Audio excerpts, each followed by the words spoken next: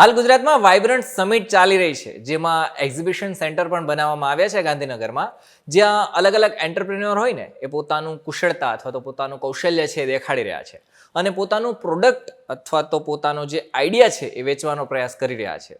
Vibes of India સંઘ વાઇબ્રન્ટના રંગ એ દેખાડવા માટે અમારા રિપોર્ટર છે અનિલ પાટીલ એક્ઝિબિશન સેન્ટર પહોંચ્યા હતા, જ્યાં તેમને રોબોટ બનાવતા લોકો પણ જોવા મળ્યા હતા.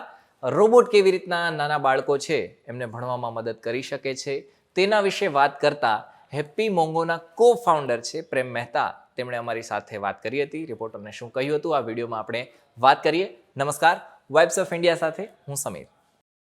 આ તમે જે બધા રોબોટ્સ અહીંયા જોઈ રહ્યા છો, અહીંયા બધી કોડિંગ બોટ્સ કાર જોઈ રહ્યા છો, તો આ બધું અમે છોકરાઓ માટે બનાવીએ છીએ. એડ્યુકેશનના માધ્યમથી અમે છોકરાઓને આખું જે લર્નિંગ જે છે એને એક ફન એલિમેન્ટમાં કેવી રીતે ક્રિએટ કરી શકીએ, ચાઇલ્ડ સેન્ટ્રિક કરિક્યુલમ કેવી રીતે બનાવી શકીએ, એપ્લિકેશન બેઝડ લર્નિંગ કેવી રીતે બનાવી શકીએ, એનું અમારું આખું આ ડિઝાઇનિંગ છે. આ જેટલા પણ રોબોટ્સ તમે જોવો છો, આ જેટલી પણ કાર તમે જોવો છો, આ બધું અમારું મેન્યુફેક્ચરિંગ છે, આખું make in India product development છે અને આ બધી કોડિંગ બેઝ કાર છે. તો આપણે જ્યારે નાના હતા ત્યારે આપણે રિમોટ કંટ્રોલથી ગાડી ચલાવતા હતા, બટ હવે છોકરાઓની સોચ, છોકરાઓનું એક દિમાગ એ બધું બદલાઈ ગયું છે. તો અમે આખી કોડિંગ બેઝ કાર બનાવી છે. તો છોકરો જે હિસાબથી કોડ કરશે એ હિસાબથી આ ગાડી ચાલશે.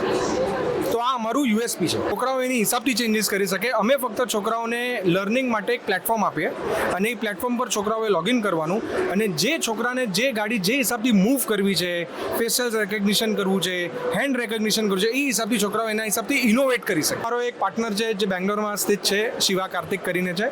તો આખી ટીમનું દિમાગ લાગેલું છે આમાં. અમુક જણ કન્ટેન્ટ બનાવે છે, અમુક જણ ટ્રેનિંગ આપે છે. એવી રીતે અમારી 50 લોકોની ટીમ છે. ફન એલિમેન્ટ માટે અમે છોકરાઓ માટે બનાવ્યો છે. તો અત્યારના છોકરાઓને બહુ એ લોકો મોબાઈલ એડિક્ટ થઈ ગયા છે. તો એ મોબાઈલથી એ લોકો અમુક કન્ટેન્ટ જોઈ રહ્યા છે જેનું કાંઈ પેરેન્ટલ કંટ્રોલ નથી. તો અમે આ બધા ડિવાઇસ એની માટે બનાવ્યા છે કે છોકરાઓને એક રમત અને પ્લસ એક લર્નિંગ, એ બેવનું કોમ્બિનેશન કરીને અમે આ બધા રોબોટ. તો આ રોબોટ ડાન્સ કરશે, આ રોબોટ ગીત ગાશે, વંદે માતરમ બોલશે, નેશનલ એન્થમ બોલશે. છોકરો જે હિસાબથી પ્રશ્ન પૂછશે ગૂગલને, એ હિસાબથી અગર આને પૂછું તો એ પ્રશ્નના જવાબ આપશે. તો એક ઇન્ક્યુઝિટિવ લર્નિંગના માધ્યમથી આપણે છોકરાઓ માટે આ બધી વસ્તુઓ બનાવી છે. બધા માટે અફોર્ડેબલ છે. અમે એકદમ આનું પ્રાઇઝિંગ બહુ લો રાખી છે, કારણ કે મને ખબર છે કે ઇન્ડિયામાં અત્યારના આપણે ટોયની વાત કરીએ અગર, તો ટોયમાં એક હેમલીઝનું નામ તમને આવશે, એક ફર્સ્ટ ક્રાઈનું નામ આવશે. તો આ બધાનું જે ટાર્ગેટ ઓડિયન્સ છે એક રિચ સેગમેન્ટ જે છે આપણે ઇન્ડિયાના, જે અફોર્ડ કરી શકે એ લોકો માટે છે. પણ અમારે એ લેવલ પર જવું નથી. અમારે આ બધી જે ટેકનોલોજી છે એ એકદમ અફોર્ડેબલ પ્રાઇસ પર અમે નાખી છે, નોમિનલ પ્રાઇસ પર નાખી છે, તાકી મધ્યમ વર્ગીય ક્લાસ પણ, છોકરાઓ પણ, પેરેન્ટ્સ પણ આને અફોર્ડ કરી શકે. તો અમારું આ છે, કારણ કે અમે એડ્યુકેશન આપવા માંગીએ છીએ ટોયના ઝરીએ. તો એટલે અમે એકદમ અફોર્ડેબલ રાખ્યું છે.